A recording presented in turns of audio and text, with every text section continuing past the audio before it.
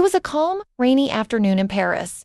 Inside the warm, cozy Dupain-Cheng bakery, Marinette was finishing her homework by the window. Raindrops tapped gently against the glass, and the smell of fresh macarons floated through the air. Suddenly, Marinette's mother called from upstairs. "Sweetheart, could you help me organize the attic? There are some old boxes I want to donate."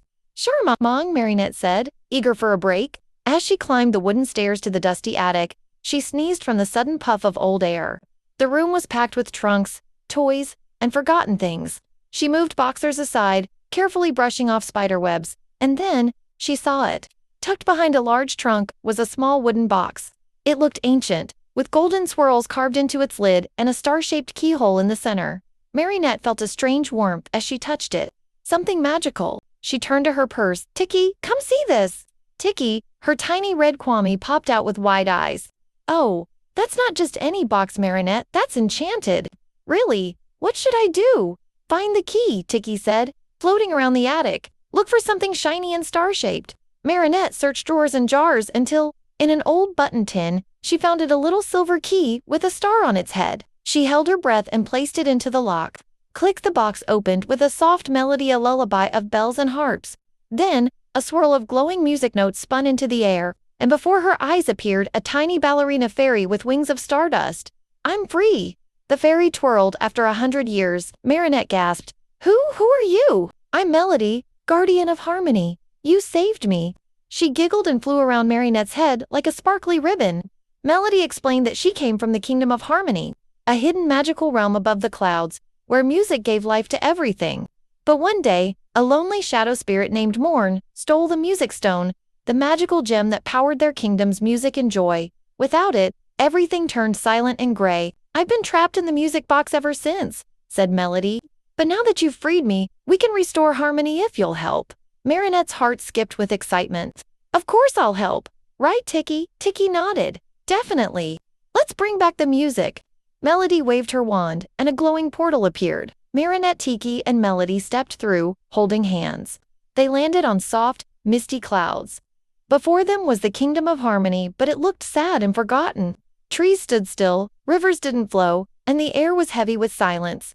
"No one sings or dances anymore," whispered Melodie. "Even the sky has lost its color." They began their journey through the land, determined to bring joy back. In the forest, they met Melodie, a bird who had forgotten how to sing. "I used to sing the morning sun awake," he chirped sadly, "but now I can't remember a single note." Marinette thought for a moment. "Maybe you need a reminder." She hummed a soft tune her father used to sing while baking. Tikki added a rhythm with her paws. Suddenly, Melodie chirped once, then twice, and then he was singing. The forest lit up with glowing leaves and rustling wind. Life was coming back. "You did it," Melodie clapped. Melodie joined them, now flying above as their cheerful guide. Next, they arrived at a river that didn't move. "This used to be the Giggle River," Melodie said. Its water would bubble with laughter. At the riverbank sat a family of musical frogs. Their instruments were broken. "I miss the concerts," said their leader, Maestro the Frog. "But we lost our music when the stone was stolen." Marinette had an idea. She found hollow reeds, used string from her hoodie, and crafted a simple harp. Maestro plucked it, playing, and smiled. "I remember this sound," Tikki clapped. And Melodie added a sparkle of magic. One by one, the frogs joined in with rhythms, ribbits, and beats. The river began to giggle once more, flowing with music and joy. Atop the hills, they encountered giant chimes that had fallen over. "These chimes carried songs across harmony," said Melodie. Working together, they lifted them, one by one. Marinette used her yo-yo to swing ropes into place. Tikki flew the highest to attach them, and Melodie infused each with magical energy. As the wind blew, the chimes rang out across the land. Colors returned to the sky in soft streaks of pink and gold. But then, a shadow loomed. "Mourn knows we're close," Melodie warned. Finally, they reached the cave of silence, deep in the mountains. Inside sat Mourn, a tall shadow with glowing eyes. In his hands, the music stone pulsed dimly. "Go away," he said in a low voice. "You'll just leave me too." Marinette stepped forward gently. "Why did you take the stone?" Mourn lowered his head. "Because no one saw me. I was just a shadow in a world full of light. I was lonely." Melodie floated close.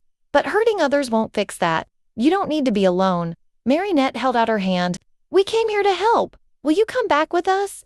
Mourn looked at her surprised. Slowly, he nodded. He handed over the music stone. As soon as Melodie touched it, light burst across the cave like a sunrise.